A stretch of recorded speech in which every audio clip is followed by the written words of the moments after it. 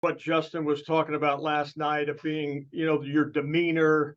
Can you be more violent?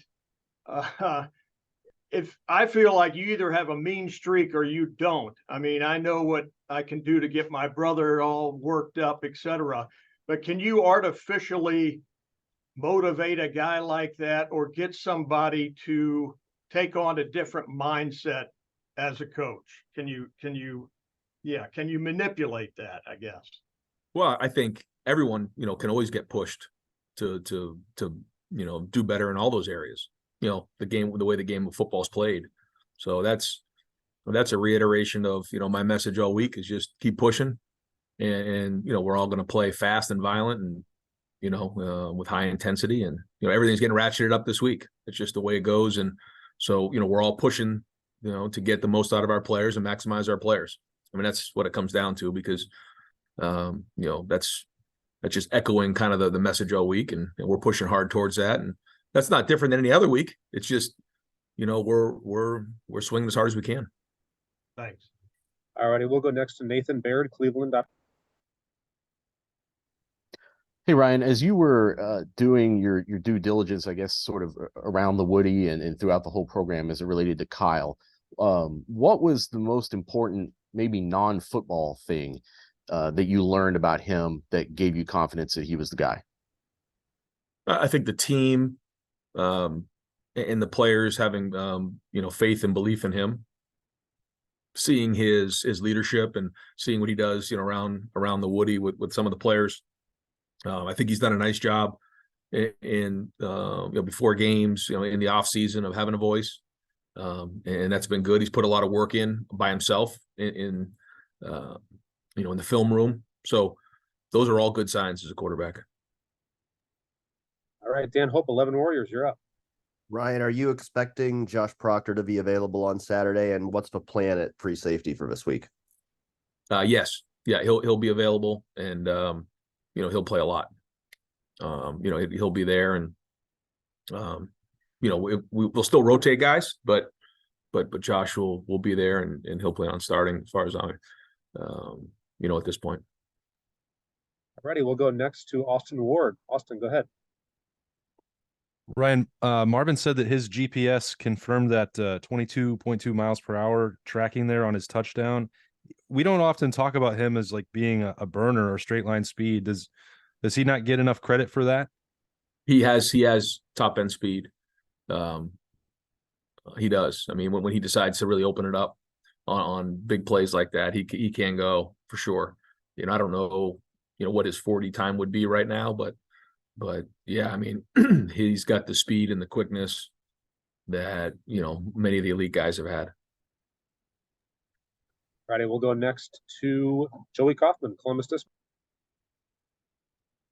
Ryan, that was the most we got to see out of Jahad Carter last Saturday. I know he's had some bumps and bruises, just injury-wise, since he's come. But just getting an extended look, what did he show you guys? Kind of filling in for Josh and Malik. Yeah, I think he's getting his feet back underneath him, and the more he plays now, that was his first game in the Horseshoe. First game as a Buckeye, really, where he played significant time, and so that's a starting point. It's a jumping off point. Now, where it goes from there, that's going to be up to him. He watched the film and knows that there's areas that we got to improve on, but there was some good things there as well. So he'll keep growing. He'll continue to have opportunities, and he's had opportunities this week and done some good things. He's pushing, so we'll keep going on it. We know that there's talent there because we saw it when he was at Syracuse, and so now he's getting a better feel for this defense, and hopefully he'll take the next step as well this week. Howdy, next up we'll go to Doug Lamorese, Rivals and the Kings of Columbus. Ryan, you mentioned on the radio show the need and the expectation to get 4 yards on each run play. Do you have like a number or a stat that of, like, if we need to get at least 4 yards, 70% of the time or 80% of the time to succeed? Or if not, like, just what's the feel in the game of when you are consistently getting 4-yard chunks versus when you're not? Yeah, those are run efficiency numbers. You get 4 yards on first down. or second down. And then if you convert on third down in a short yardage situation, we don't really tie into it if it's like a third and extra long. Now in the red zone, it's a little bit different because, if you're on the 7-yard line, a gain of 2, we say, almost counts for 4 because it's harder to get runs down. Everything's condensed. So we're trying to be efficient on every single play. I mean, there's no limitation on where we need to be. We want to be efficient in every run that we have. But because I think, sometimes you say, well, we ran this play, 5 times and our average was, 6 yards a carry.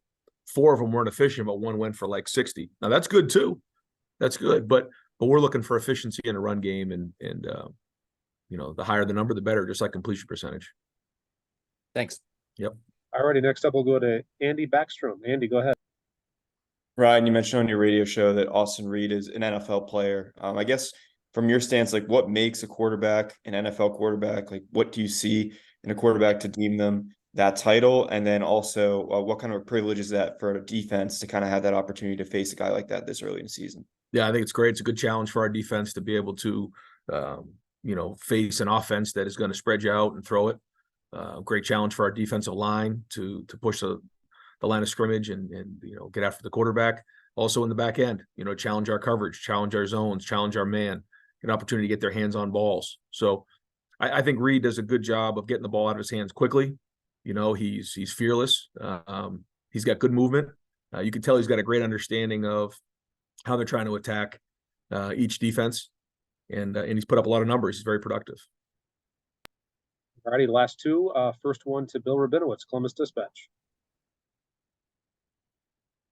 Ryan, Josh Fryer was a champion the first week. I don't know if he was last week, but the move to right tackle, how has that gone? And just, he seems like a vocal guy on that line. What does he mean to that group's leadership? And just anything you might want to add about Josh? Yeah, well, I think he hasn't started, very many games, but I think that's the next progression for Josh is to start taking that leadership role because he does have those attributes about him, like you're mentioning.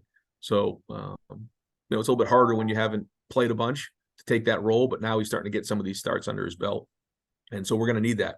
Going to need him to play veteran as we get into the meat of the season, but also take a veteran role. Matt Jones has been around for a while. He's not real vocal, but he's done a good job of leading in his own way. Donovan's played. But I think Josh has a chance to be a leader and be that voice that we're going to need, when we get into these very, very competitive environments. Thanks. Yep. And finally, we'll wrap it up with Tim May. Tim, go ahead. Oh, thank you very much, Mike. By the way, Coach, I tried to find video that flip you did against William and Mary. Couldn't find it, but I saw one against Dartmouth. But that's another story. I'll find it for you. Huh?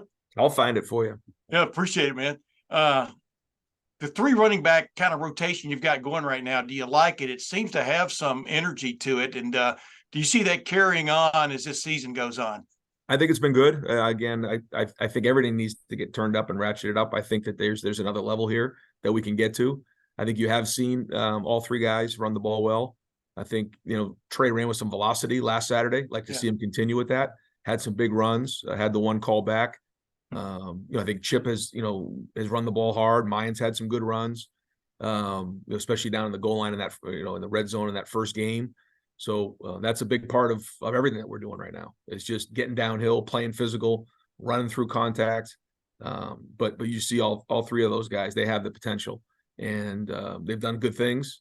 But just not particular to the running backs, but just across the board, looking to really turn up and take the next step this week. Thanks, man. Yep.